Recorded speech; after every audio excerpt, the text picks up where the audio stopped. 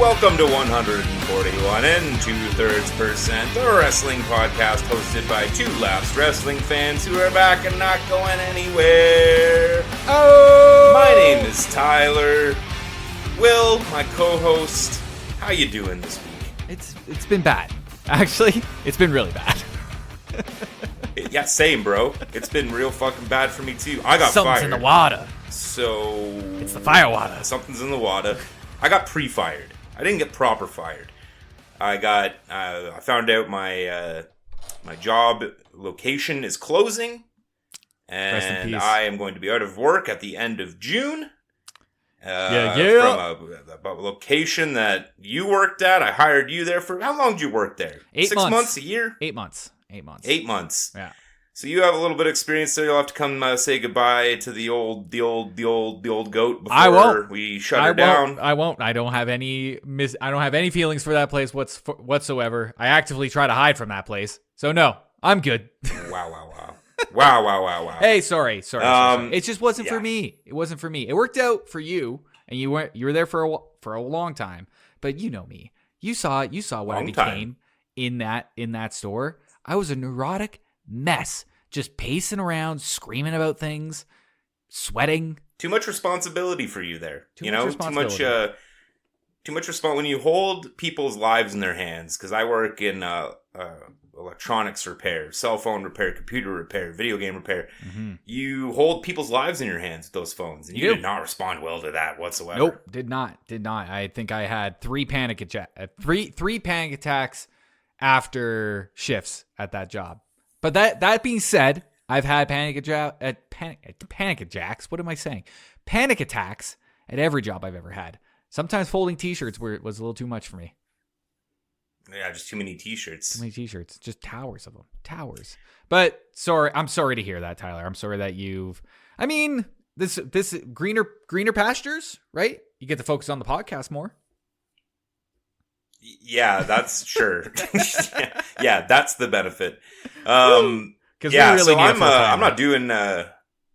It would honestly be great. So I'm not doing too well.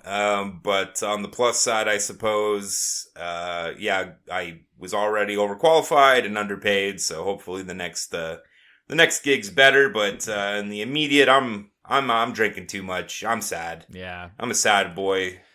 Yep. So I do apologize for any slurs that may not racial slurs or vocal slurs, just literal slurs of my mouth, because I'm drinking a little too much right now. Fantastic. I'm dealing with it with substance abuse. Fantastic. I also want to apologize. I noticed editing last week's audio.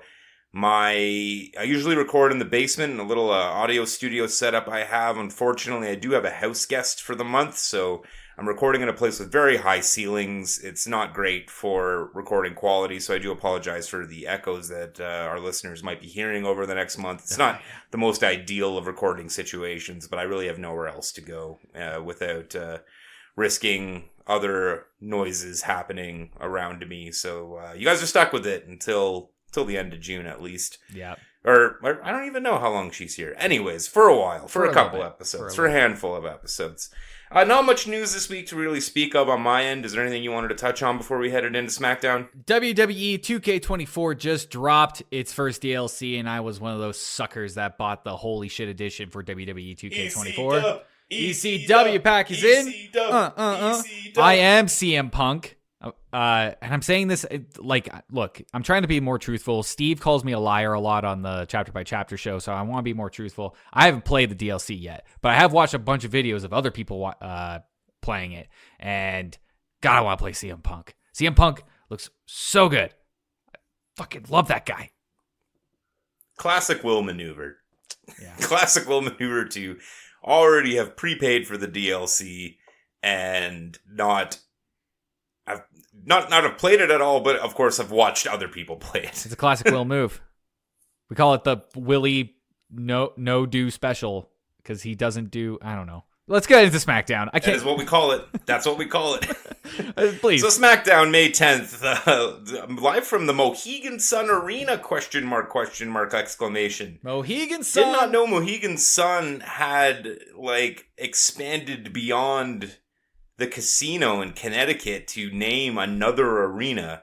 Was really shocked by that. You, of course, have no fucking clue what I'm talking Do about. the Cats play there? The Mohegan Cats? The Mohegan Sun Cats?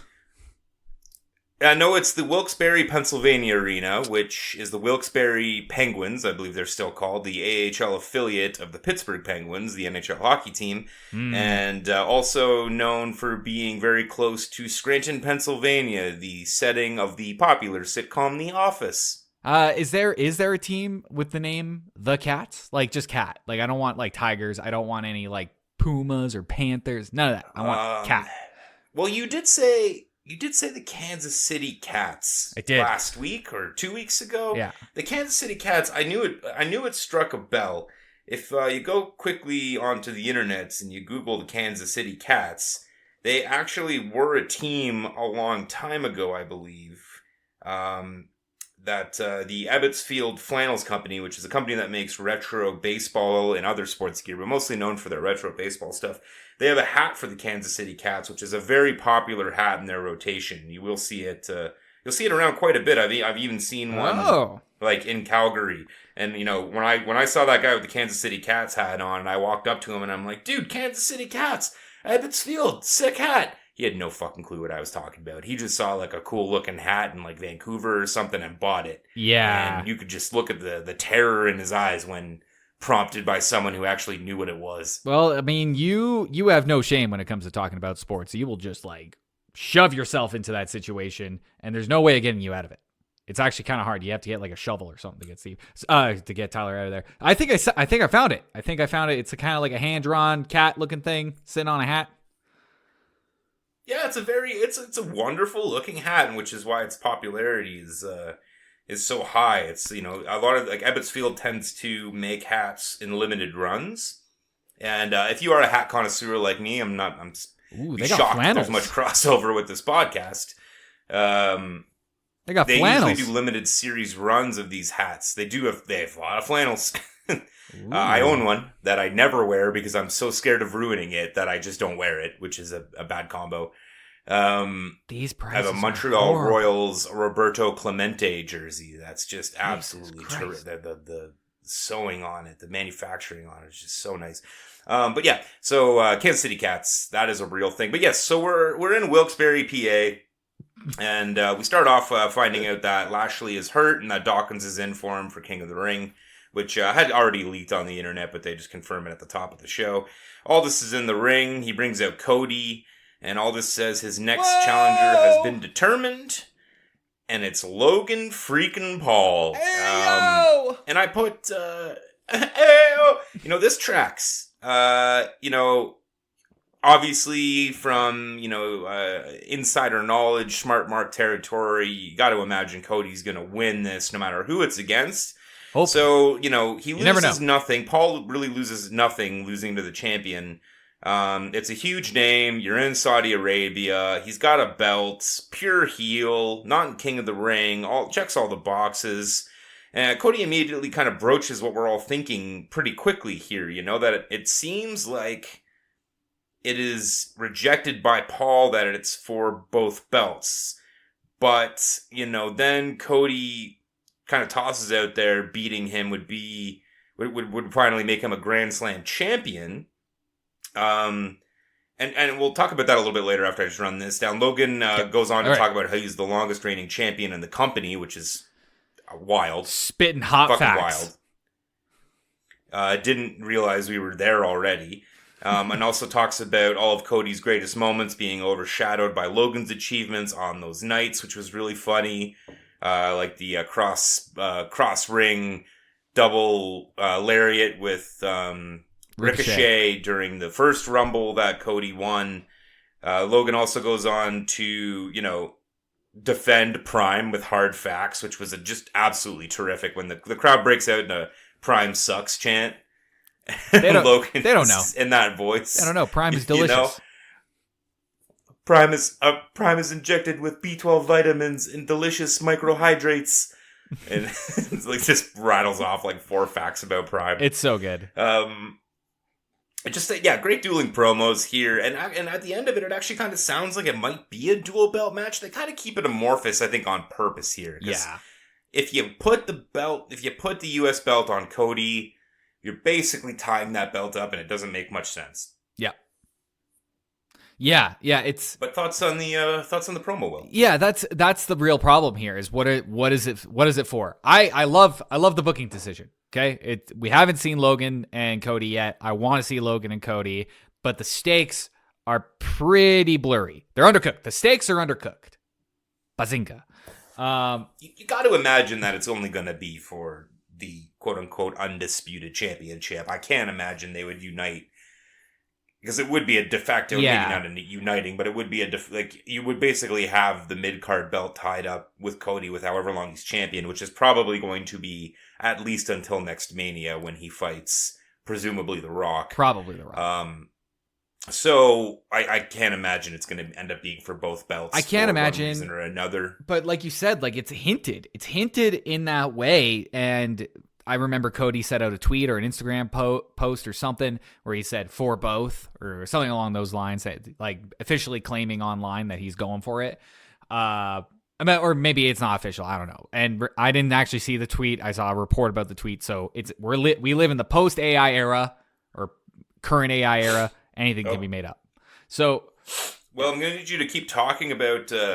Keep going off on this. My nose is bleeding. I'm just going to go grab some tissues. 1 second. Fantastic. That's radio for you, people. So it's the problem with it is that you just don't know the stakes. I remember Cody, he posted something about it, like saying for both or something along those lines.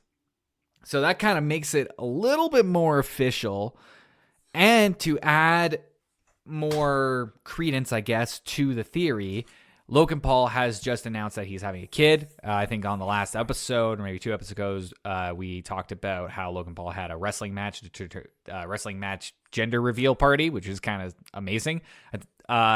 So if that's the case and they will drop the belt, it's possible Logan's just going to take time off to be with his wife and maybe start the process of building the family. But that being said, it's still very early on in the pregnancy from my understanding. I don't know for sure. So it could be a nothing burger. If it does become official, whether like this week or next week, that it's going to be for the belts, then I suspect that the match is going to end in some sort of tomfoolery that will lead to a longer booking that might extend to possibly SummerSlam if they can build it out long enough. If maybe they can take Logan out and he can have some time off, be with his family. But SummerSlam is also in Logan's hometown, so if he's fighting Cody in his hometown, that's probably just good business for everybody involved, especially Logan Paul. So I'm of two minds. I love the booking, and there's a lot of there's a lot of possibility of where the booking will go. However, it's still kind of dumb. It's still kind of dumb because it's this whole 2 belts thing, and if they do go for both belts, they'll probably pull some tomfoolery in the match, and we all know, like, we probably more prefer, clean matches, straight matches compared to the other type, like where there's just nonsense going around, where nobody's listening to rules or holding onto the fucking rope. And if that's the case, then all right, it is what it is. It is what it is. There's only so much we can do. Okay. I'm gonna keep going here. I'm back. All right, fantastic. I'll apologize because I do have something stuffed in my nose now, so I'm going to sound a little weird for a while. Oof. It does seem to be a little amorphous right now. Hell of a week. Actually, no, it's funny. When my coworker, we got off the meeting, when we found out, my coworker's nose immediately burst into bleeding. So this is a little delayed for me, but there's blood everywhere. Can you get nosebleeds from stress? No, I don't. Not typically. I think this is just. Fuck, I don't know. Just an unforeseen health problem. Very often. Yeah, another one. Throw another one on the fucking.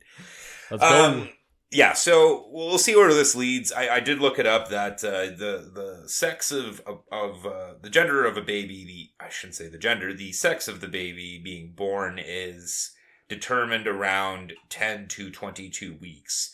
So we could be anywhere from 2 to 4 months of knowledge of the pregnancy, and it's probably confirmed or at least assumed viable at this point. So Logan's probably got about 5-6 months left until the baby is born. So we still have some extended time here for him to defend the belt, but yeah, it's still kind of up in the air. So, but yeah, I think you kind of touched on everything we really need to talk about with that. Okay. So we'll move on to an AJ Styles backstage interview where he's just going full heel and burying the French crowd as distracting him with the chants, which is a nice little pivot here after he acknowledged all the love on Twitter.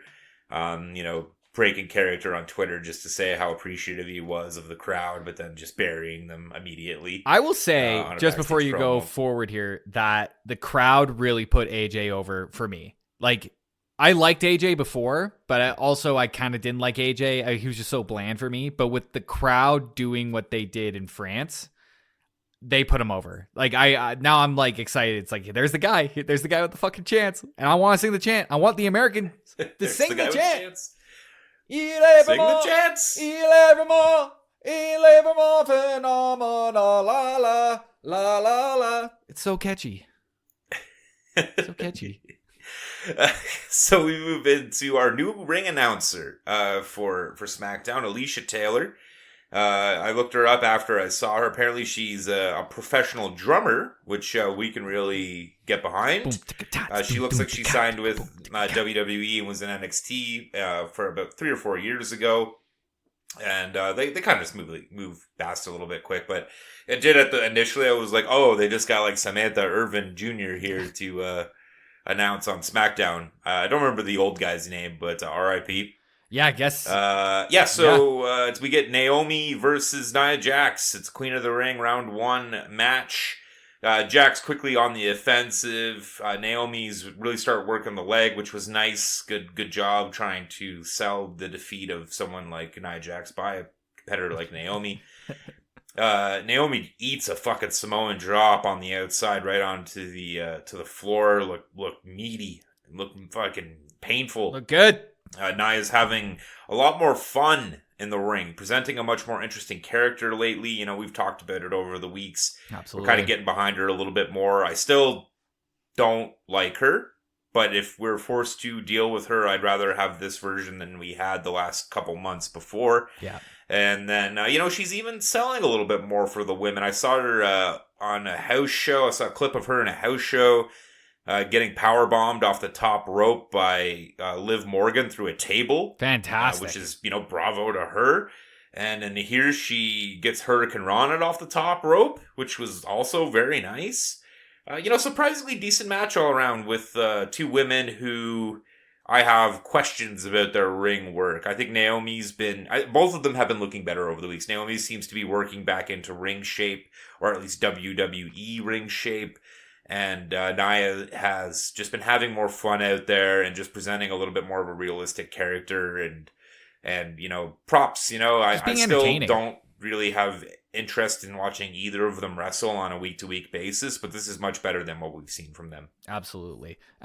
Yeah, every week both of these both of them are getting better each and every time. So I'm happy. I'm glad to see where it goes from here. It seems like since WrestleMania, some of those like lower card ones or lower mid card performers that we didn't really care for, every one of them seems to be leveling up in some way, which I guess makes sense. Like over time, people are practicing more and more, but it seems to me like there is a concerted focus on development on even the lower, weaker style of wrestlers. Like even Maxine Dupree, I know you hate her, but she is gradually getting better when Chad Gable's not yelling at her. Yeah, gradually is the word I put the emphasis on there. Fine. Then we move into Baron Corbin is back on one of the main brands. Is he happy? Is he sad? We're gonna find out. It's a nice promo here acknowledging some of the issues with his character the last few years, which I really appreciated, kind of slightly breaking the fourth wall. Mello comes in to throw some shade. And I just wrote here, Corbin might be actually presented as a face, which is interesting because, he's been gone long enough that people miss him.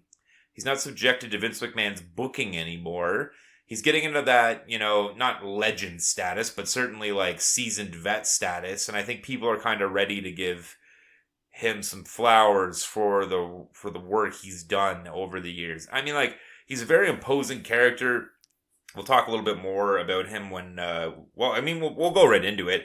It's Corbin versus Mello, King of the Ring, round 1. The crowd doesn't really seem too sure what to do here on the intros, because honestly, both of them are tweeners to some extent. Corbin's traditionally been presented as a heel on main television, and Mello's kind of vacillated back and forth during NXT. Since he's got the call-up over the last couple weeks, he's been presented a little bit more heelish than face. Certainly. But the crowd still doesn't really know what to do with it. It was a tight match. Corbin did a great job putting Mello over. His ring work is impeccable. I view Corbin as a better, like a more imposing, better working Miz. Like he is fighting safe. Words. He has a great moveset. His signature moveset is really, really solid when you put it all together. Mm-hmm. And he could be trusted to work with anyone of any size and any type of ring work. So Corbin gets some rub from the crowd here in the match, which is really nice to see. I do hope they kind of take a pivot here and actually present him as a face, which hasn't really been successfully done in quite a while. And Mello gets the win with a reversal and a schoolboy pin, which I didn't really love, but it does work with him being a heel. Yeah. So I'm okay with it. Again, a middling match, but entertaining. No, absolutely entertaining. Fun fact: this was my first Baron Corbin match, my first ever one. I've only seen some previews. Like a little baby. Yeah. Little wrestling baby boy. And I don't know if I said this to you, or if I said this in a previous podcast, but when I was looking at him, I've seen Baron Corbin before, but I've seen a lot of different versions of Baron Corbin. I've seen one where he's wearing a crown, and he's like, he's King Corbin, something like that. I don't know, maybe it's a King Booker sort of situation. Yeah, they were doing that. He won the King of the Ring. They do that every third King of the Ring winner, where they try to make them assume the King moniker. Are you a King Booker fan? And in the moment I wasn't, but it grew on me. Yeah. And I was watching. Yeah. I was watching a little bit back then. I wasn't too heavily involved, but I was watching more than I have at other points, like in the late 20 teens. Yeah. So King Booker was all I had. I liked King Booker just because. Yeah, it was just so preposterous. It was not good. And they really leaned into the preposterousness of it. It was fine. It was fine for what it was. The problem for me was that all I had was King Booker. I didn't have Booker T. I knew Booker T through just my friends' VHSs when I was really 7 or 8. My one friend that was down with wrestling who didn't go to the same school as me. He had VHSs of old segments. So you weren't really too aware of the five-time WCW world champion. No. Yeah, so that was peak Booker. Peak Booker, yeah, but that obviously, actually, not obviously, but peak Booker was actually pretty much coming out of WCW when they finally gave him a push towards the end of WCW, and he was one of the first people to really make an impact as one of the people who was signed from WCW by WWE. Cool. It took him a while because Vince loved burying those people, but he eventually really stepped up and had the opportunity to step up and seize the opportunity and made a good name for himself in WWE. Wow, you're a nerd. The point of this is I didn't know what version of Baron Corbin that I was getting. However, when I looked at him in this match, what I saw was a cross between John Malkovich and Kane. And I challenge any listener. You're not too wrong. Go look at it. And say, I'm pretty. I nailed it. It's John Malkovich as Kane, and then throughout the entire match, as a bald man myself, I feel like you have a beard. The Malkovich part is just because he's bald. No. He's got that gaunt face. His cheeks are kind of sunken in. If you go. Just imagine John Malkovich just jacked, all right? And then make him 7 feet tall. You'll get Baron Corbin, baby. All right? That's terrifying. It is. That's absolutely terrifying. Absolutely. That's why I love it. So then we'll move on. We'll move on to Bailey with the backstage interviews. Saying a whole lot of nothing. Yeah, keep doing that because this means nothing. Chelsea and Piper interrupt. Yada, yada, yada. We get a Randy Orton backstage interview, mostly just like throwing heavy shade at Tama Tonga. So we'll see where that goes. Then he's going to see that RKO. Niven. We get Cargill and Niven, Queen of the Ring, round 1 matchup. A good call here at the beginning, just doing some test of strength stuff that Jade can't fuck up. Good, like, measured stuff, protecting Jade. Niven's a good person to be in the ring with her because, Niven is experienced and safe and has no problem selling for Cargill. Yeah. Also, just some fantastic work here by Chelsea Green at ringside. Like, we've talked about it before. She knows exactly who the fuck she is in this company, and she nails it every time. She nails it every time. Yeah, real pro. And so Jade gets the win, and I just wrote here, does Chelsea Green have the potential to be female Paul Heyman? It's possible. But I feel like that's almost like that's an offense to her because, well, I mean, look at the two. Because, other than, obviously the looks, the physical attributes. I mean, I think she has a long history or a long career ahead of her as a wise woman mouthpiece manager. Oh yeah, absolutely. No, same thing. I meant the same thing. Yeah, you know what? It would be great to just replace Chelsea Green in Paul Heyman situations throughout his career. Put the headset on her and just screaming, or even a couple of weeks ago or last week where Paul was looking at Jay and giving him those help me eyes.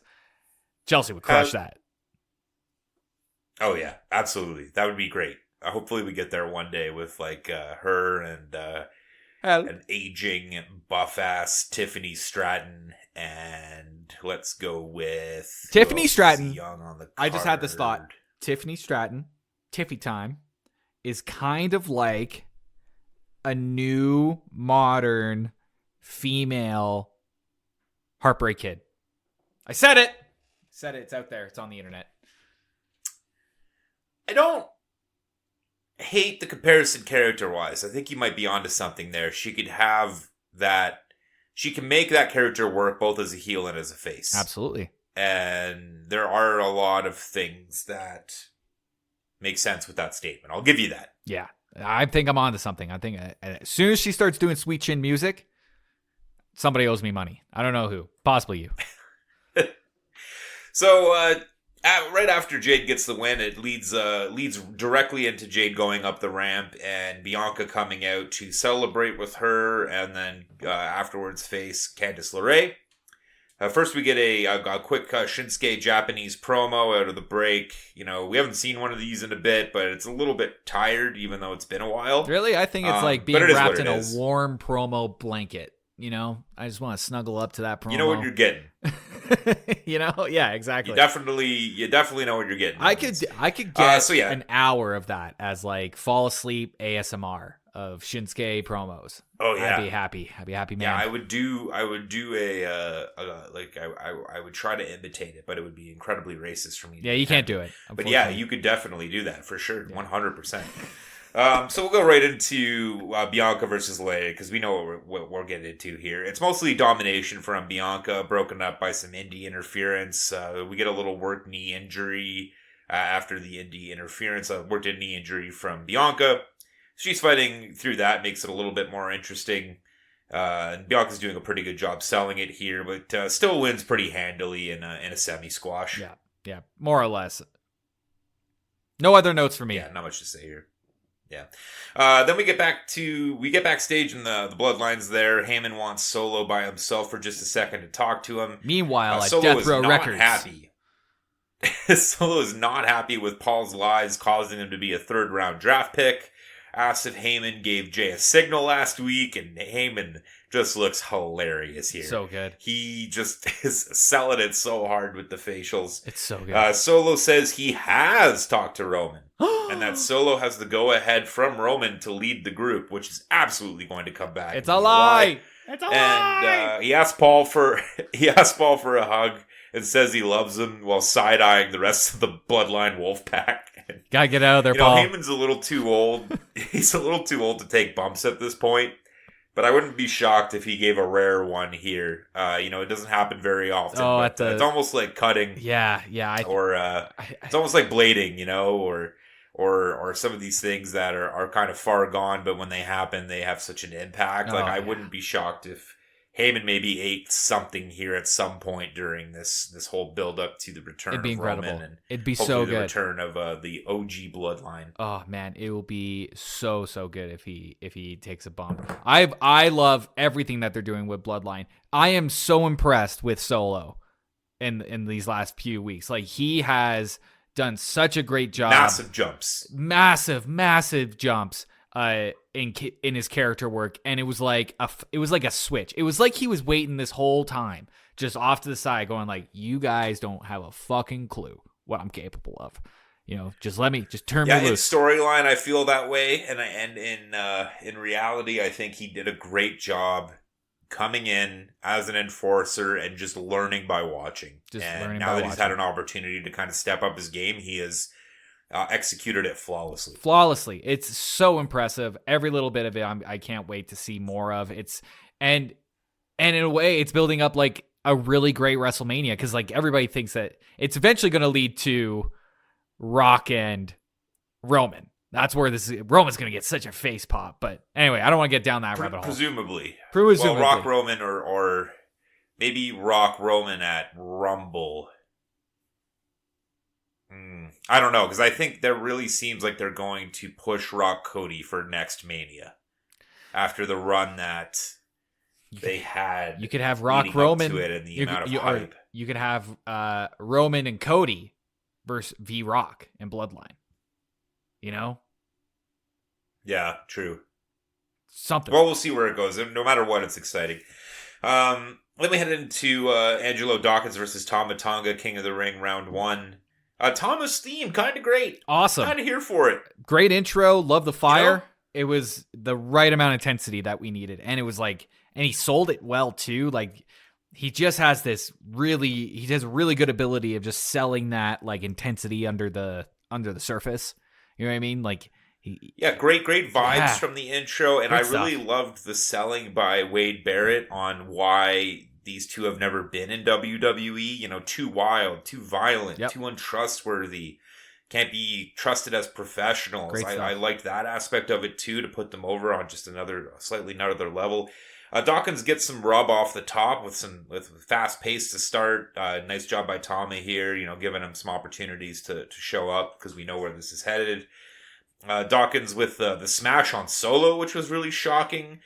Tez takes out Toa and Solo, and they respond by spiking him, which distracts Dawkins, and Tama gets the quick pin. And Solo comes in and spikes Dawkins, and I am so fucking in on this. Like, I just love the presentation of Bloodline Wolfpack so far. Just great booking by the team there, by creative. They're doing the perfect amount every week to just put them a little bit more over, give us little tastes of the storyline progressing without going too far or too fast, and just a nice slow build here. It's just really, I just really appreciate the work they're doing. Savor the moment. This whole story. Savor the moment. And it's interesting to savor the moment like this. And I feel like I got to mention this later, but I want to just mention here that they're savoring all these, like this particular storyline and some other storylines as well, while also working with I don't want to say like a minimized roster, because it's still a pretty large roster, but I was thinking about it the other day, how many people are injured right now? Like a good chunk. Yeah, there's a next man up mentality in WWE too, though, right? True. And they're you're going to have some people who are featured right now that will be released in 6 months or 9 months. There's going to be people on here that are starting to run out of opportunity and run out of runway to really make an impact, whether it's their fault or the fault of creative. So, there's things constantly switching here, and I mean, we're a little spoiled right now because of King and Queen of the Ring. Every match has impact. Every match has stakes. True. But there's definitely some fat to trim once some people start coming back from injury. And, they're doing a great job. It's not 2 decades ago. It's not where you had to work all year and, hide injuries or you're going to get cut from the team. Like, they seem to be a lot more receptive to people taking time off, to recovering from injury. So, yeah, there's more of leeway, more runway there for people to, take their time off, and there's next man up mentality. Yeah. All right. Okay. Cool. Then we get into AJ versus Randy, King of the Ring, round 1. And I love this Randy so much. We've talked about it, but he's just loving the crowd, basking in all his glory. He just gets to be so natural and fun and happy, and he's still a little shithead, but the crowd loves him for it, and it's just... Yeah, I mean, I was really stoked on this match, and it really was just a quality professional match by 2 absolute fucking legends, 2 future Hall of Famers. This is how you work a crowd without... Oh my God, Jesus Christ. He's only doing this on the podcast because everyone else in his life is telling him to shut the fuck up with the Il est vraiment chants. It's really bad. They all hate me. This is the only safe space for Will's French chants. But this is how you work a crowd in a match like this. Nothing too crazy, nothing too over the top, just solid professional wrestling. Doing their best to work off the crowd. Oh yeah, just wrestling. Just wrestling. I mean, I can't add anything more to that. It's every spot looked clean. Everything was just fucking fantastic, phenomenal. Everything was phenomenal. Yeah, AJ. Phenomenal. Oh no. AJ working the leg in the second half with some great selling by Randy. Absolutely. It was good to see the off the ropes power slam properly reversed with AJ gripping the ropes. You don't see that very often. Yeah. It's a signature move from Randy, and he usually nails it, and he did a great job of selling the reversal, quote unquote, or the miss. AJ baiting him into old school and then rocking the leg again. It was chef's kiss moment. And just an amazingly, wildly great calf crusher setup. The anticipation of trying to fully lock it in. Randy's fucking selling. Let's go. The rope break off the phenomenal forearm, and then the RKO out of nowhere from the Styles Clash setup. Just a great match stuff all around. Oh, so good. Really impressive. What a great way to end the night. Good night of wrestling all around. Again, we're a little spoiled by the King and Queen of the Ring, because what it means is we can throw random people together that are going to work good together, who don't necessarily have a program going on. You have matches that are filled with useless stipulations to make things interesting. They're all just traditional wrestling matches. We're just really spoiled right now. This tournament has been, for both sides, has been incredible so far. Absolutely. Question for you before we move on to Monday Night Raw. Where do you think AJ goes from here? That is my main concern right now, because I'm in AJ town. AJ town under. Well, I saw that there was a report, he either tweeted or Instagrammed or just interviewed. He said that he wants to get as many boos as Dom Mysterio. So they're leaning into him hard heel for the time being. Wow. So I have to imagine that... What can he do? He is going to be an absolute shit heel. He's going to start fucking around with people. I could see a situation where him and Cody have at least one more match during this title reign. Sure. I wouldn't mind that. Maybe nothing in the immediate future, but coming up. Possibly in France. You can't really have him... Possibly in France. You can't really have him fuck around too much with the United States belt, because Logan's got the belt right now and he's heel. But I think we're going to see a lot of interference from him and a lot of chirping the crowd and kind of being the main heel for main eventers who are kind of trapped by the fact that a face has the belt. Yeah. Unfortunately, a lot of the faces on Smackdown, I think, are going to start running through AJ. And I hope AJ gets some wins out of it too. And that's going to eventually lead to a second title shot. Maybe on and under, a secondary PLE in like September. Yeah. Or October is what I would think. Unfortunately, though, the problem is that he's still on SmackDown, as is most of the main eventers from last year. So he's still pretty limited not limited, but like in terms of the current roster as it stands right now. We've seen him work with these people, do programs with these people for quite a while. I think now that Shinsuke's on SmackDown, it's been a while since we've seen Shinsuke and AJ together. I think since WrestleMania, was that 36, 37? Yeah, but they're both heel right now. Both heel, so that we won't see what I personally think is that I think that he's probably going to interfere with Randy's next match. And that they're going to work a program, because both of them don't need a belt. They'll probably work a program either leading into Saudi or maybe even the next PLE. Ooh.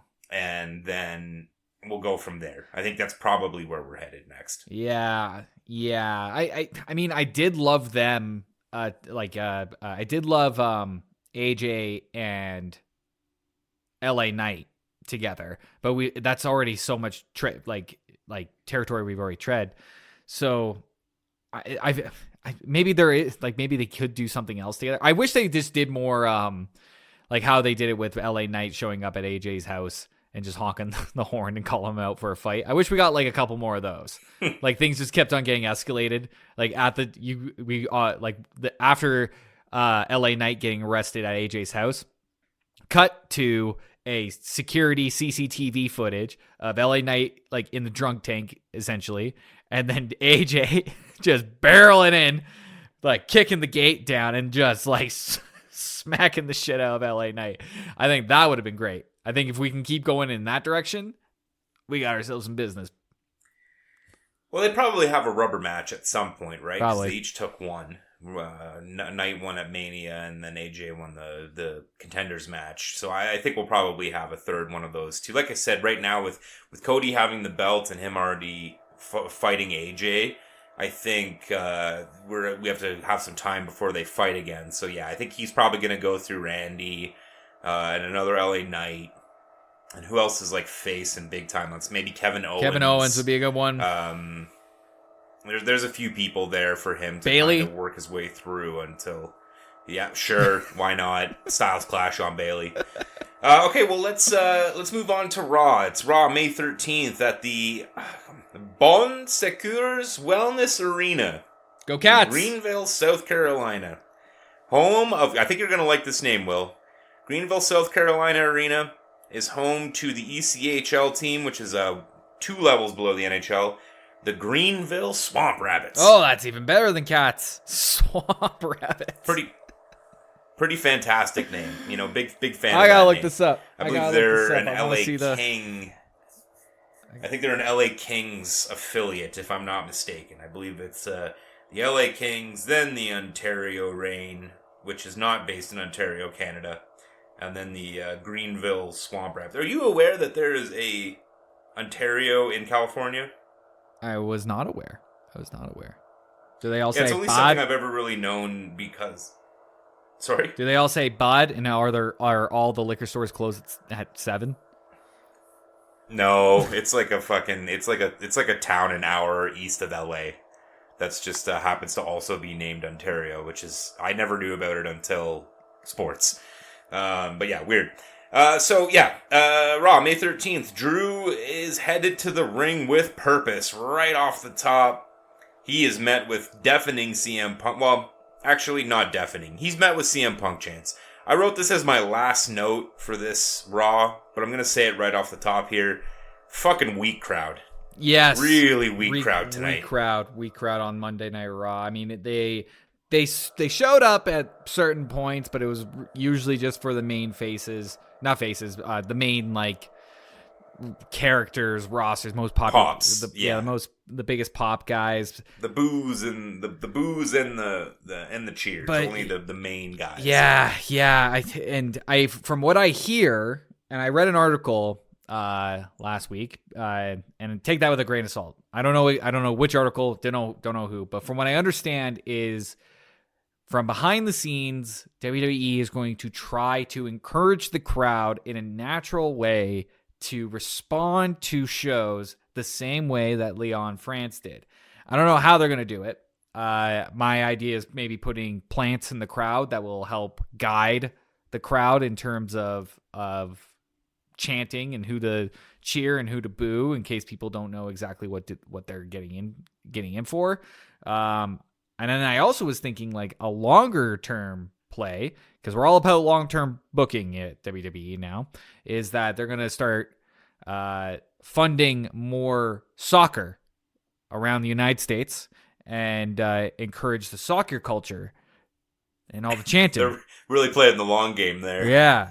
Because what you do, like the point is, like if you're just guiding the crowd, you get half-ass crowd because people are just kind of like doing what it's like Simon says.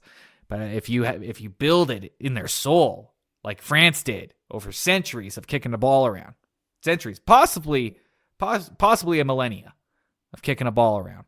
You have no idea how long soccer's been around, do you? You're just pulling shit out of your ass. 8,000 years. I saw a hieroglyph. Jesus Christ. Anyways, crowd sucks ass. Met with Punk chants, and then, some great one-liners here by Drew. One of my favorites is, it's like he's got a stooge in the back, Adam Pearce. I always love the lingo being thrown around like this. Tossing, one-liner after one-liner at Punk. And then once he speaks Damien's name, he appears. And, Damien's coming out to some face pops here, which is a little interesting. Good to see him kind of getting over in a new way. They're definitely progressing the Judgment Day storyline slowly, but enough to make it keep my attention in the similar way they're doing Bloodline on SmackDown. Yeah. Priest is coming out, and I just wrote here, let's see if Priest can hang. The best heels speak a twisted version of the truth, and, Punk talking smack about the title making the man, not the man making the title, was very well received, and a little bit of fourth wall breakage. And then Damien says, yo man, I wanted to cash in multiple times on Seth, but you kept stopping me. Which is, again, very true. Yeah. And that Drew should have just taken the win over Seth and walked away. And, you made Punk more important than your wife. And that gets some big O's from the crowd. You got your ass whipped by a one-armed man. More O's from the crowd. And Priest is fucking hanging in here with one of the best men on the mic right now. And then he just tells Drew, you know what? You can have your fucking match. And, great work by Damien here, really showing that he can hang with the best of them. Absolutely. The belt is looking better on him day after day after day. But I also just really... he's talking like a champion. Yeah. He's working like a champion. And I really appreciate what he's got going on right now. I'll give him mad props. I didn't know how he'd handle this, and he's really stepping up his entire game to the next level. So good for him. Yeah. Any other thoughts on this intro promo? Well, I just wanted to confrontation. I just wanted to say, like, you mentioned the Judgment Day story is progressing, but slowly. I would argue to say it's Damien's story that's progressing, and Judgment Day is kind of just the setting in the background. I mean, there is something there, but the Judgment Day stuff seems a little bit more listless than the Damien Priest stuff. As soon as Damien Priest gets... I think they're just, like, intrinsically linked, but I feel what you're saying. Yeah. They are linked, for sure. It's not... but I would say Damien has made more of an effort to establish himself as Damian Priest.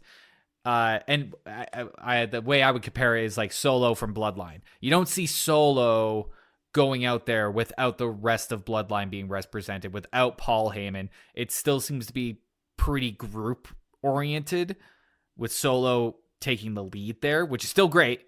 But Priest, I think, has been put in more situations where he's the guy with the only spotlight, like this promo. Right. I see what you're saying. Yeah, fair. So that's why I'm like, because every time, like the Judgment Day stuff, and we'll talk about it in a sec, because there's some segments here. it just, like I said, it just feels listless. It just feels kind of like they're putting feelers out to see where they go. Seems like we might be getting an LWO Judgment Day crossover with Priest kind of having to juggle two balls at once in terms of defending his belt and handling this Judgment Day LWO beef between I already forgot his name. Carlito and Dom. And the LWO. Why did I call him Damien? I got Damien on the brain. I always have Damien on the brain, Tyler. Damian Mysterio. Ooh, don't AI that That's image. fair. I understand that. I've known that about you. So, before we get into some of the JD stuff, we got Io versus Baszler. I believe this Queen of the Ring round 1 match. I don't have it written here, but I believe it was. So Baszler jumps her off the top. Or maybe it was Queen of the Ring round 2, actually. I think it was maybe round 2. So Baszler jumps her right off the bell.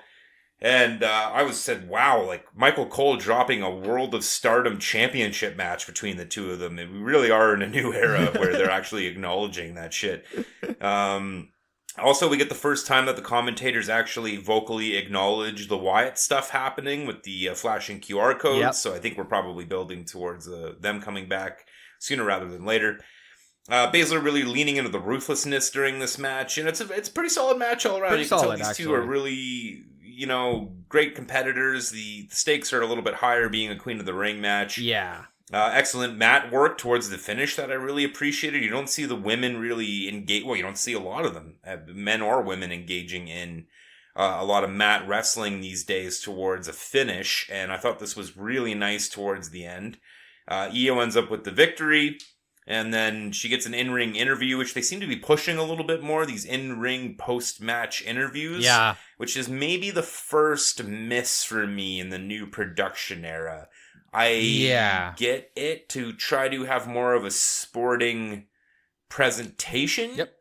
But they just seem a little pointless so far. Absolutely. Maybe they just have to re-angle what they're looking for in these moments. Well, and on top of that, they've been doing it. This is the second one that I've noticed. The first one being with Lyra Valkyria last week. But this one is with Io Sky, who doesn't speak English. So great job, everybody. Let's put the in-ring interview with a microphone to the wrestler who doesn't speak English. Great idea. Whoever thought of that, come on, dude. And no Dakota Kai there to translate. Kai there to translate. So really in the deep end. And then for Lyra Valkyria, she also said something that nobody else knew. She spoke like Gaelic. We'll get there. Oh, we'll get to Lyra Valkyria, let me tell you. Let's continue. So back to the Judgment Day stuff. Carlito is in the Judgment Day clubhouse again, and he starts appealing to Priest about their shared hatred of Rey. Bastard man. Priest is okay. Priest is okay if the rest of the team wants to work with him, but Priest has no interest, and we'll get back to that a little bit later in the episode. Then we get Gable preaching to Alpha Academy. This is so good. Just chewing out Maxine. Lets them know that Otis is going to fight Sammy. No joking around. You got to be serious. Tozawa's going to face Bronson Reed. No fucking dancing. No dancing. And then they leave. Ivy asks Maxine why she didn't tell her about her Queen of the Ring qualifying match at a house show. She said she would have helped train her. Maxine says Gable doesn't want her or anyone of the Alpha Academy training outside of Alpha Academy anymore. And then Gable, squeaks back in. And serious heel Gable is just doing a pretty great job right so now. Good. I gave him props. I don't love the turn. I think it was unnecessary. But he's doing the best he can with it, and I appreciate his efforts. And it's a lot more better him being a serious heel than a joking heel, which he was before he turned last time. Yeah, he's definitely he's taken on the more serious heel. But it's still kind of like play for laughs in a lot of ways. Like, even when he has Maxine walk away, he starts chewing out Ivy Nile, calling Maxine Taylor not so swift. And that got some oohs from the crowd as well. We were all like, what the fuck? Kate was ready to go on a fucking war path with Gable after that. She loves Maxine Dupree, all right? And she loves Taylor Swift. It was it was really tense in the room for a few minutes there. Oh boy. Love what Gable's doing here. Also, I got to give props to everybody on Alpha Academy for selling the pain the pure like sadness across everybody. Yeah. And I won't get it. The sadness. I won't just the devastation of having to deal with Dick Gable. And I won't get into it because I want to talk about it later in the episode. But so far, it's been great. I've been loving this. I think the problem with the turn, with Gable's heel turn, is just kind of it is out of nowhere and forced. But Gable is making the best of it, and it's entertaining as all hell. And I'll keep watching. Absolutely. Let me get a quick little interval here with Pearson Truth backstage again. Miz walks in and is wondering what is happening this time. And Pearson Truth on live television? This is PG. Pearson Truth are alluding to a qualifying match of some sort for the belts later tonight, a qualifying match for the number one contendership. And we'll get to that later. And then we get Lillian Garcia is here. You missed the really NXT lady. Surprising and whatever her name was, the lawyer one or the CEO, not Mercedes Moné. Yeah, I didn't talk about that on purpose. Well, she was there. I didn't feel like it had enough. Yeah, she was there. We'll talk about her more when she actually shows up and does something. It did lead to an then we get Lillian Garcia is here, so it's not that bad. Yeah. Sure. Cool. I wasn't really here for this entire segment, which is why I'm breezing past it. Fuck you. So, yeah. Anyways, Lillian Garcia is here, which is kind of random and wild. Nice to see her back. She hasn't aged a day. Hopefully a future WWE Hall of Famer. She gives some mad props to Samantha Irvin, which was nice. But again, really kind of random, this whole thing. So then we move into Kofi Gunther. And Kofi jumps Gunther before the bell, much like the last match, which was a little repetitive. Kofi immediately working the leg like Gunther has been doing for weeks to various members of New Day and other people. And, I got a little angry here about the rules. Like, hey, how about you just fucking disqualify Kofi, ref? Like, you're telling him repeatedly not to do this. Yep. It's going on a lot longer than these things normally go on. Great point. Didn't love that aspect of it. I understood it, but I didn't really love it, especially with a face like Kofi doing this. I mean, it lends more credence to how even the match was. But, yeah, how about one of these times we just get a disqualification to kind of keep the rules going a little bit more. Respect the rules. So the bell finally actually fucking rings. And then some highlights from the match. The submissions on the announce table are always lame as fuck to me. Gunther goes and puts him in the crab or the half crab on the announce table, which is always kind of lame and dumb in my opinion, because it's just wasting a spot. And like, what more? Maybe if you're like using the table leverage to your advantage and you have maybe a foot on the ground while your competitor's on the table, so you're really leaning into it. But just a straight up submission on the table just seems like a hat on a hat. Yeah, good point. Yeah, not even a hat on a hat. It just seems wrong. It just seems dumb. Yeah, it seems pointless. Well, it's like it's not doing anything extra in terms of damage. You could just do yeah, it doesn't do much. So what's the point of doing it on the table? I agree. Never really thought of that, but yeah, I agree. Yeah. So decent storytelling here out of the break. Starts to get a little bit better. Two great competitors. It's just a little bit off with some of the legalities at the beginning that kind of took me out of it to start. And then it settles in, like, it just continues to be a better and better match as it goes on, with Gunther selling the knee here and there. But as the match also progressed and got better from a ring work standpoint, Kofi laid off the leg. He laid off the knee, which I didn't love. Like, you started the whole storytelling of this match from the top was this leg work. Yeah. And now you're just not even touching on it at all in the back third of the match. Wasn't really a fan of that aspect of it. I do love me some count-out drama. I did enjoy, it's nice when it's used sparingly, which it is these days, and having some 10-count drama on the outside is always nice. And, the ending, the finish was amazing. The power bomb to kick out, Gunther moving with it to the Boston Crab sequence, and then leading to the win was a really good ending. But again, I don't really want Gunther winning with a leg submission when they've been attacking his knee all match. I don't love that part, especially Gunther, who's got no settled finisher, He can end matches in all these different ways. I don't love him ending in a submission match when they've been working the leg all match. So unless it was a a lot leg of submission. stuff took me out of this. Sorry? Unless it was a leg submission. Like it was a submission designed for that leg that he was working on the entire match. Then I would be okay with it. Well, no, if you have Kofi won with a leg submission, I'd be down for it. Oh, sorry, I got confused Gunther there. winning with a leg submission after Gunther having his leg being worked all match is just counterintuitive to me. And between that and the legalities off the top and the submission on the table, Gotcha. it just left a lot to be desired, especially from a Gunther match for me. Okay, gotcha. Sorry, I got confused there. I did see while I think it was Gunther, he was laying down and Kofi was getting ready for a jump off the turnbuckle. Gunther switched legs that he was paying attention to. And then I got confused. I was like, which leg is hurt now? Yes. Yeah. There was that as well. Yeah. No, it is what it is. Yeah. Left a bit to be desired. So let's get into Lyra Valkyria is in an interview with Jackie backstage, and Becky daps her up for the help last week. Ireland. Liv comes in behind her. That's what they say to each other. And says, and asks if Becky has always been a bitch, and Lyra says, ask for yourself. And she turns around and Becky's behind her.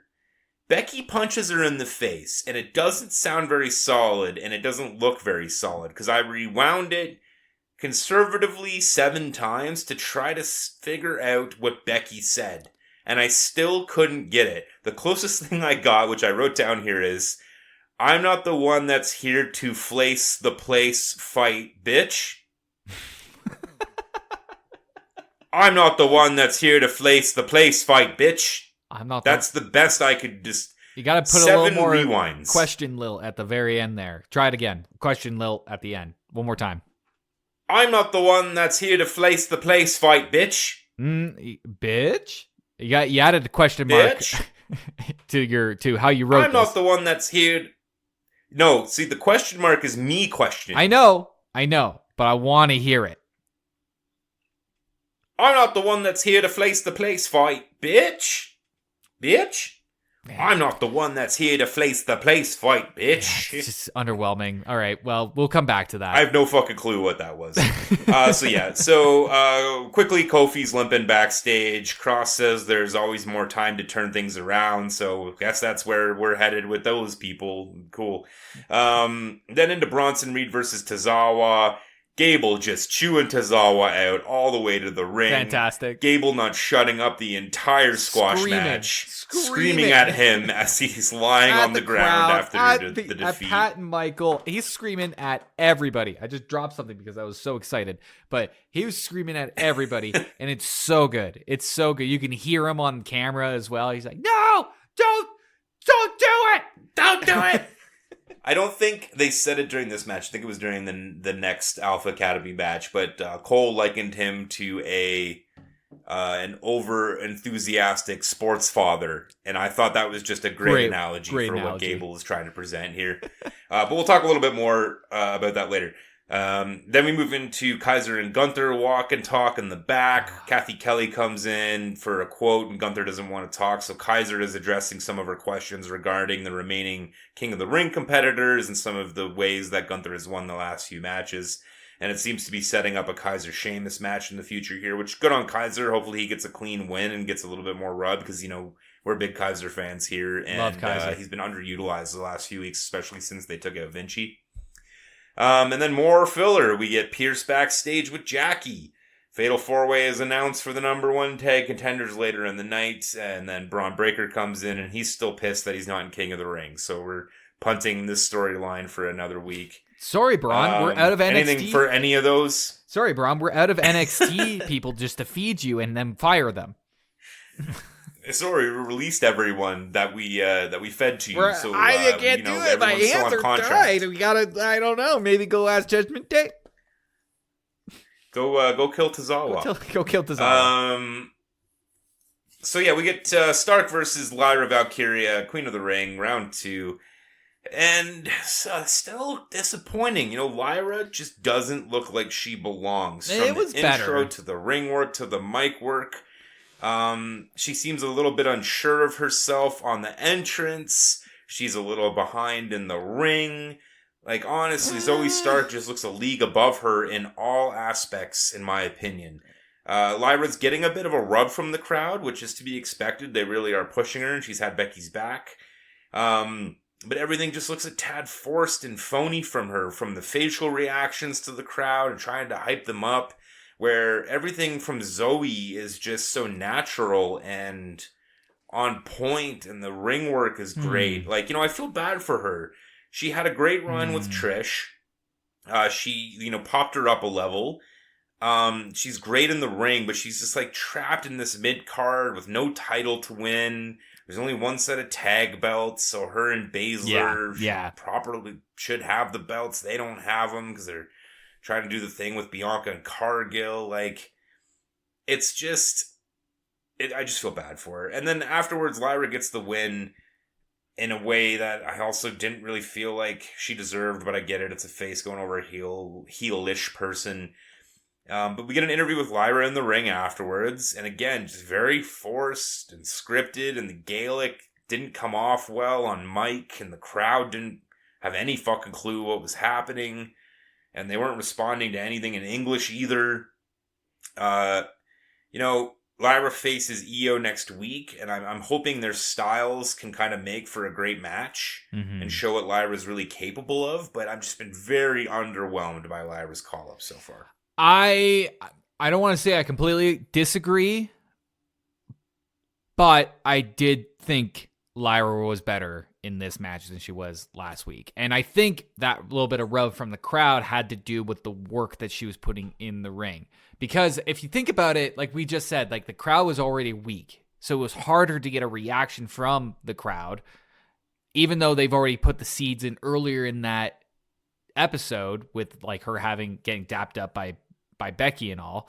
But I do think that it was her in-ring work that eventually brought the crowd over, because last week I don't think the crowd really reacted to her at all, and Becky dapped her up then as well. I'm pretty sure she did, or at least they had like some sort of maybe a pre-recorded segment, or maybe just like a promo that was cut just like not promo, but like just like a video package that was cut from the NXT, their crossover there. So I'm not 100% with you in the sense of Lyra. I think she brought it green. Yes, absolutely. And I think she's still just trying to work with this new team, with this new roster, and figure out her place among this. I still see the potential. Fair enough. I mean, like, I've seen her do great things on NXT, so I'm hoping that eventually her and Roxanne Perez at Stand and Deliver was perfectly good. It was great. Yeah, and that's why I'm hoping for big things from the match with Io, because it's a little bit more of her style. I found when I did watch Lyra, and part of it is just NXT, you don't really have the larger traditional ring work in NXT as much as you do in the main roster. It's a lot more high-flying little girls, little women, like tiny, smaller women. Wow. So, I think it might translate a little bit more. Hopefully I can't imagine they've worked much together, but hopefully they can throw down a nice indie style high flying match next week to kind of hyper up a little bit more for me and the crowd. And we'll move on here to Jay doing a backstage promo, which honestly is just the best part of everything he does. It's probably the number one thing he can pull off. Then we get Sammy versus Otis. Otis getting the same treatment as Tozawa from Gable right off the bat here. I did enjoy the whole gyrating but trying to fight it bit as the crowd gets into dumb. It. It was dumb as hell, and Sammy is just like sitting there. And as the Intercontinental Champion, I feel like it's a little disrespectful to Sammy, but Sammy's the right guy to do it with, because he's kind of got that respect for the roster in general, so he'll sit there and eat that for anyone, which was nice of him. Absolutely. Gable is just fucking rattled. It's so goddamn funny. So it just ends up being a mirror of the Tozawa match. Gable just screaming at Otis afterwards, and even lays hands on him, gives him a slap. And then Sammy comes back in to Exploder Suplex, Gable, and then Otis is still defending Gable afterwards. And Gable slaps him for his troubles. So yeah, we've talked about it throughout the other disrespect of that slap. Yes, it was just a slap, but it was more than a slap. All right, and this is what I was gonna say. Well, I mean, this is the period on the point that I was making earlier with Alpha Team or Alpha Academy. Oof, not Alpha Team. Alpha Academy selling the sadness here, and Otis specifically, because I wanted to fucking cry watching Otis. He just, the zoom up on his face, the way that they blocked the image, that pout, and then you see Gable in the back just shouting, like, you can make that into a painting, like just a 6 foot by 8 foot, widescreen image right there. And I did put that shit in the Louvre. It'd be art, man. And man, Otis was selling. I wanted to cry. I'm serious. I wanted to cry. I think Kate did cry. I think she was like, no, not Otis. Not Otis. Poor Otis. Poor Otis. Oh. Yeah, so we move into kind of a strange little filler piece here backstage with Big Strongman chatting with the I thought I brothers. dreamt this. So this happened. This happened. McDonough comes to confront him and tell him that Judgment Day runs Raw. And I will say, Strongman being himself here, like, I'm here for this. He's a guy who he didn't grow up loving wrestling. He kind of got into it as, late in his life as like another career path. Mm-hmm. And he had to deal with a lot of Vince. Vince loved him. And he always had to be like the big, strong, serious guy. But since he's come back this time, I mean, maybe I've missed a time where he was like this before. On one of the times I wasn't really paying attention to WWE. But, him being himself, relaxed demeanor, making jokes, it's a welcome change from every other time that I've seen him when he was active. And I'm interested to see where they go with this, but I love this. I love this Big Strongman. Big Strongman. I've never seen Big Strongman act like this. And, he's someone I've dismissed a lot over the years, from his in-ring work to his mic work, but I honestly feel like this could be a welcome change. It's a big, fucking, friendly, deadly giant. I'm here for it. That somehow joins the Creed brothers or becomes head of the Creed brothers. Maybe he's just eating the Creed brothers. I think that's possible as well. I just want him shooting the shit with everyone in the locker room. Friend to all. If you cross him, he beats the living hell out of you. I hope JD McDonough gets a squash match coming his way where, we love how JD sells. No, we love it. I think Big Strongman versus JD McDonough with Big Strongman just having a great time and just throwing him around like a sack of potatoes and just hamming it up for the crowd. That'd be good stuff. I'm all here for that. That's good stuff. Quick question for you. How much do you think Big Strongman eats in a day? Oh, I think it's ungodly amounts, and gotta be just 8,000 calories too. Like I could just imagine him, like just like walking in the locker room, and he's got a fully cooked whole chicken, and he's just eating it like an apple. He's got it in his hand. There's grease running down his forearm, and he's just smiling and waving at people, great time. Like, with a big mouth of breast in his mouth, eating bones and all. Yep. Well, hey, Sammy, how you doing today, bud? You want a bite? I got this. I got 8 of them. You want one? I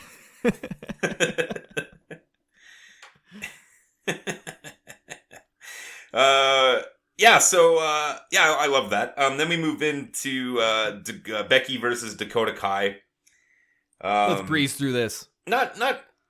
Yeah. Not terrible here, but some botchiness off the top.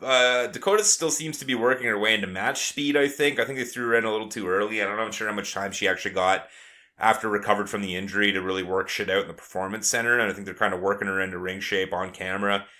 It's getting better as the match progresses, and, they're feeling each other out. Superplex and using the momentum into the disarmer attempts and pinning attempts was a nice finish. Definitely the highlight of the match. The finish was very nice.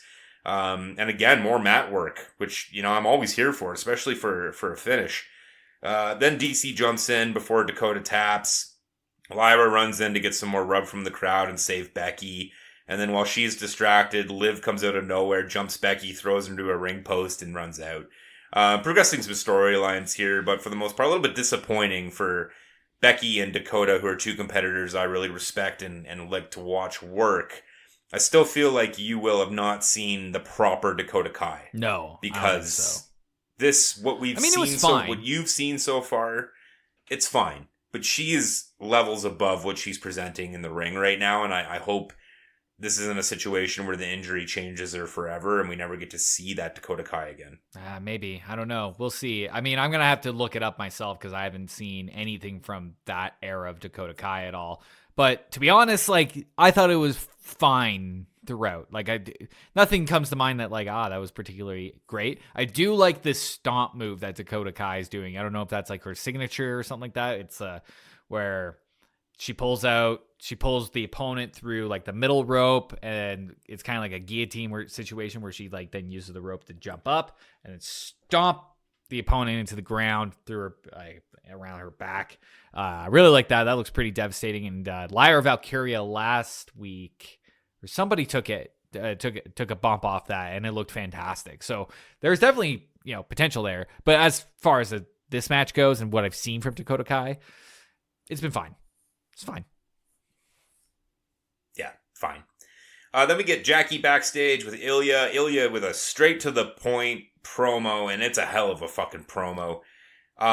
Just bringing the thunder and the fire, talking about how he just wants every match to be the best match ever. And I am such a fucking Ilya simp. I love this fucking man. I am here for this man. I will go through walls for this man. He is just moved up to the main roster and feels like he's maintained, for me personally, all of the momentum that he had coming out of NXT. Gunther's beside him with the stare down, and I cannot fucking wait for that rematch. We'll talk about that a little bit later. Then we move into a match we can breeze through here. It's a Fatal 4-Way number 1 contender match. It's Finn and JD McDonough versus the Creed Brothers versus AOP versus New Catch Republic. Ugh. Truth and Miz are ringside. Every second this match goes longer is every second we get less Ilya, and I hate that. Yep. And as the match is happening, I'm looking at the clock, and I'm like, finish this fucking nonsense. I want to see Ilya more.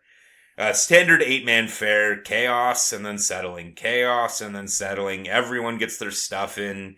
Everyone is professional enough here for the most part. But the Creeds do look a tad lost in this format, which I did note the last time they were in one of these 8-man matches that I felt similar, that their greenness is showing a little bit, their lack of professionalism. But, it's not bad. I'm not throwing too much shade at them. One of the Creeds jacks LA Knight's move and does the run up to the top rope to the superplex, which I'm not here for. Don't like that. That should be protected at all costs by LA Knight. Yeah. Hopefully he gives him a fucking potato in the backstage. Like a literal potato? Suplex from Big Creed onto AOP number 1. At one point Cole yells, "Bait's legal." Okay, sure. I wasn't even paying enough attention to really care. Bait really sells the arm up distraction to punch. I just wanted to point that out. I love that move. I love that move. That's so cool. And everybody takes it really well. Like, you just get a great slap from it. And it feels like it's rehearsed in a way, because it just seems so clean whenever he does it, where he goes, hut, slap. And you're like, ooh. Yeah, people take it really well, Like, people are always on time for it, which I appreciate for everyone who's taken one of those. And then, so Carlito runs in with some fucking JD McDonough circa 9 months ago shit, because he's just trying to get into Judgment Day. That was and cool. Saves McDonough himself from a table spot. Looks like he jacks up his back. He tries desperately before he pulls that move off to kick everything off the table. And then he does it, and you still see him like, I'm too old for this shit. Yeah. My back is absolutely killing me. Maybe he's just selling it good, but it looks like he legit fucking hurt himself there. Judgment Day wins. And then I just pointed out, like, Truth and Miz were out there because... reasons. They didn't really have any camera work. They weren't on the mic. They didn't get involved. It was all just very strange. I think they're banned from the mic. I think they're banned from the mic because every time they get on the mic, R-Truth just goes off the rails, and I feel like Paul is on the other side. Paul, like I fucking know the guy, Triple H, is hanging out in Gorilla's just going, shut the fuck up, call the match. And then there's Truth going like, onions? Wait, who smells like onions? And he's just walking around. He's he's high-fiving people. I fucking love onions. Yeah. Quick on this one. I hate these matches. I hate these types of matches. I hate the fatal four-way tag team nonsense because it is chaos. And then, but the worst part is that I think for a second I'm going to keep paying attention to the rules here. And then commercial happens, and then then what the fuck? Like, how am I supposed to? Like, what kind of nonsense have you pulled while I wasn't watching?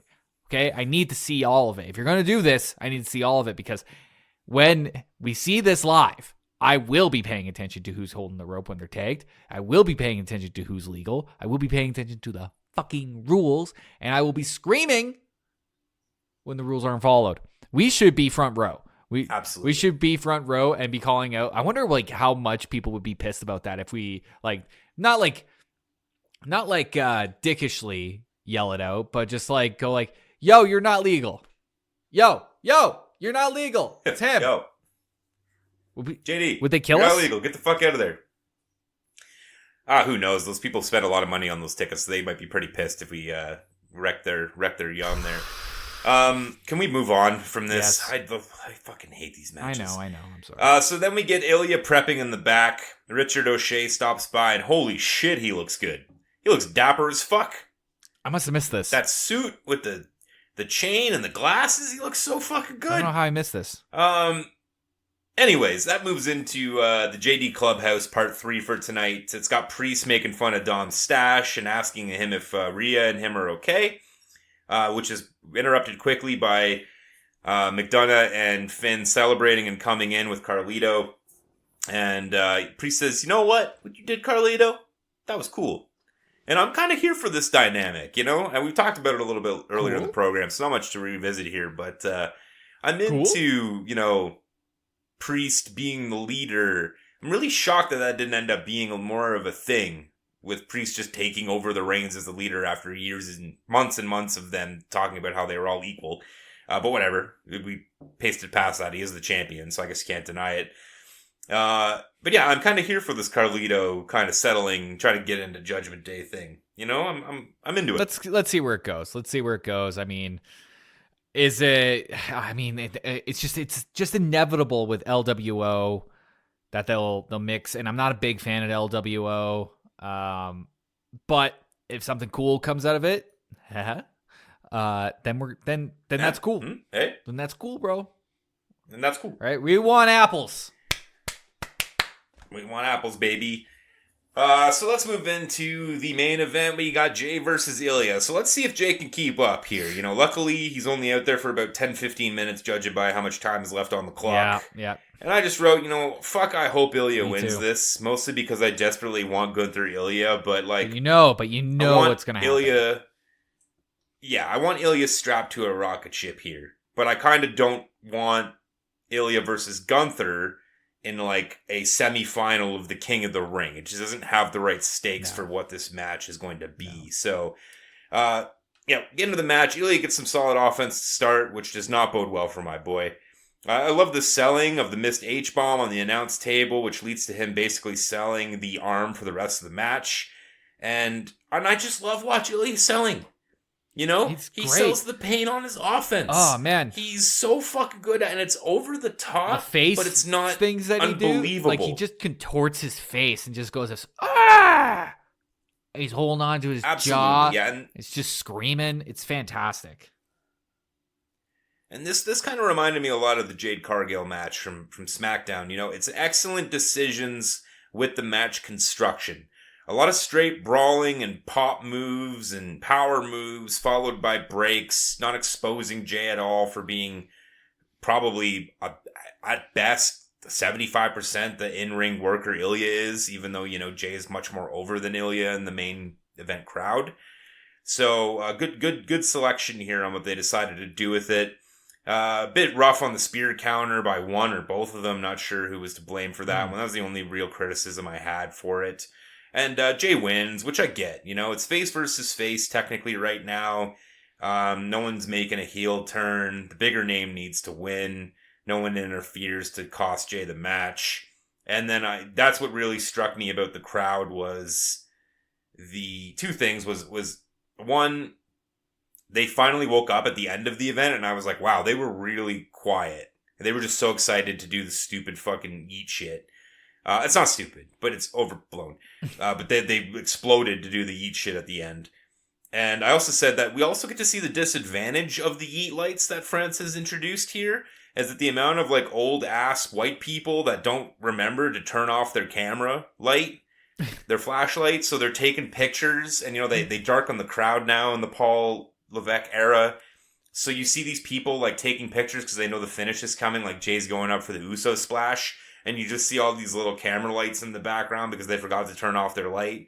That's the one disadvantage of this whole yeet light thing that's going to be going on moving forward. Oh man, I've seen other events try to do the Jay Uso yeet thing. I think it was like a commercial in between, and this was like a week ago or 2 weeks ago. And this guy gets in front of this hockey crowd in the hockey arena, and he tries to get everybody to do the Jay Uso bob and like hand waving dance thing. They got Jay Uso's music going on, and they did a pan over the crowd, and it's so sad. It is so sad. It's just so weak. Nobody knows what's going on. They're like, I guess nobody's in time. They don't know what song this is. There's this guy who nobody knows who this guy. It might be a radio host or something that's into wrestling, and he tried to get it was brutal, but yeah. Ugh. It's cringy. Yeah. Ugh, is right. Okay, that's it for SmackDown this week. Is there anything else you wanted to touch on before we move on to the game? Didn't Gunther come out at the end of the match here? He was like, "What's up?" Yeah, they did a little stare down, now, hyping up the next match. King of the Ring. I started Googling while you were talking there to figure out, what is the history between Germany and Russia, particularly the Soviet Union. And oh wow, turns out there's a lot. I don't want to get into all of it here, but if they did get into a tag team partnership, I do have a possible name that we could throw their way. Oh boy. You ready for this? Oh no. The Molotov-Ribbentrop Pact. But we can just... Okay, I actually know what that is. We can kind of shorten it, though, to the Molotov Pact. And I think that'll... Boom. I do know what you're talking about, which I don't think you knew what you were talking about until you looked it up. I had no idea. But I kind of love that. I thought you were going to go with something a little bit more offensive. So I'm here for that. I'm here for that. I can't go offensive anymore. My job's monitoring me. Hi, everybody. This is what I do in my free time. Hey, everybody. I'm glad you. Okay, well, glad you all made it to hour and a half of this. Cheers. Hour 28. Well, I'm going to need you to have your phone ready on our text chain. For this game. So you get your phone out and get on there, and I will give us an intro. You want me to text you right now? You piece of shit.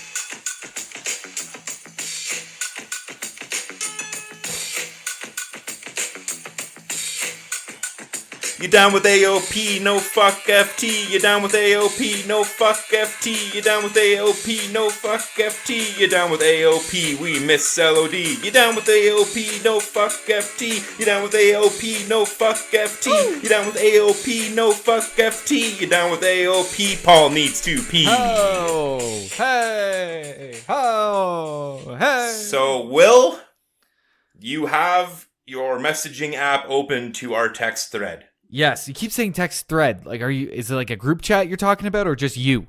No, just me and you. Okay. Me and you. Our text chat. Okay. You talk like an old man. Okay. I kind of botched that again. I've been drinking this whole time. I'm really depressed.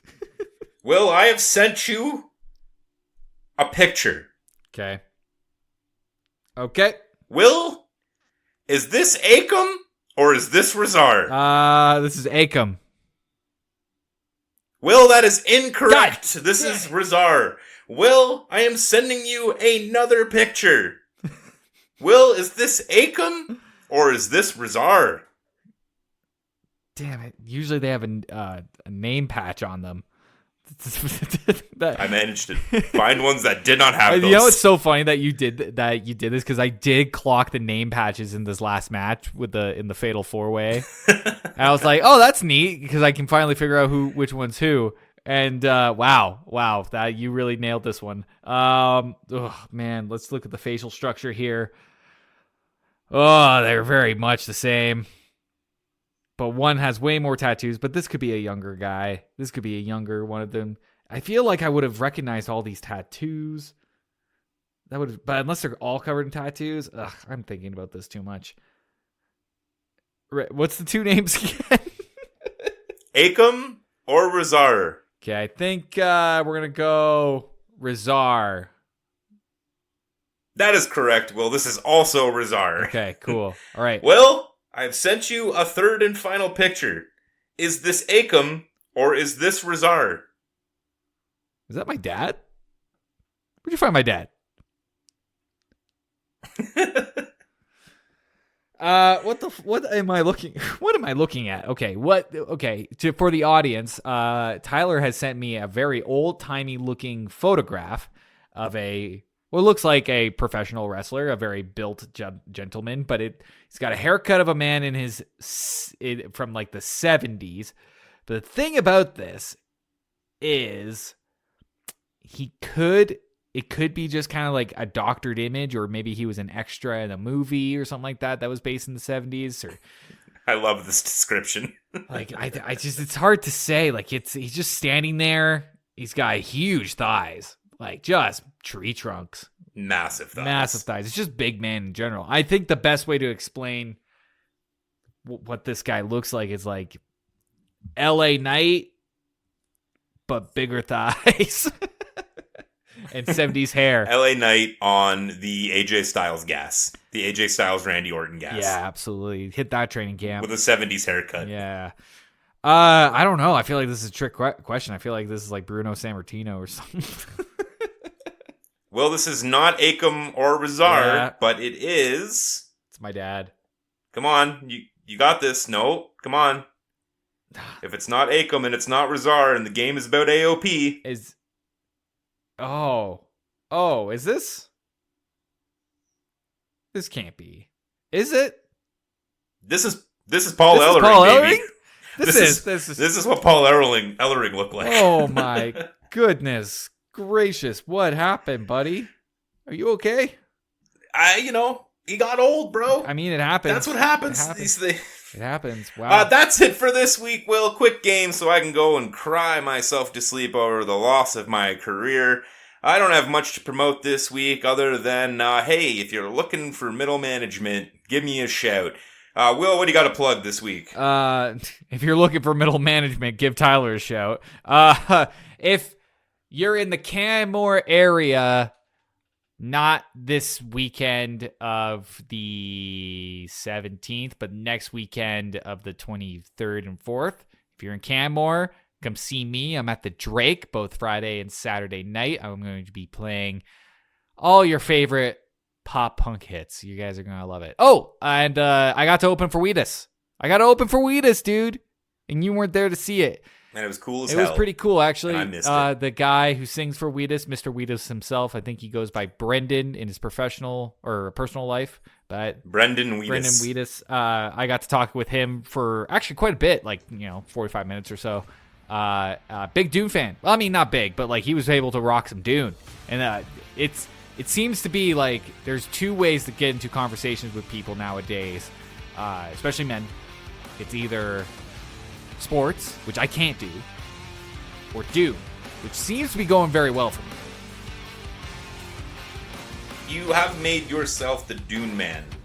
The Dune Man cometh. I got a brand. It's working out pretty well. It is. It's working out pretty good. Pretty good. That's it. I did forget that I do also have a plug that not this weekend, but the next weekend, I will also be in Canmore performing at the Kendrick. Oh, the Kendrick? Dude, we gotta talk. See what I did there? You see what I did there? Oh, hey, oh, that's it for this week, guys. Thank you so much for tuning in. Guys, the numbers don't lie, and they spell disaster for you at Sacrifice. We will talk to you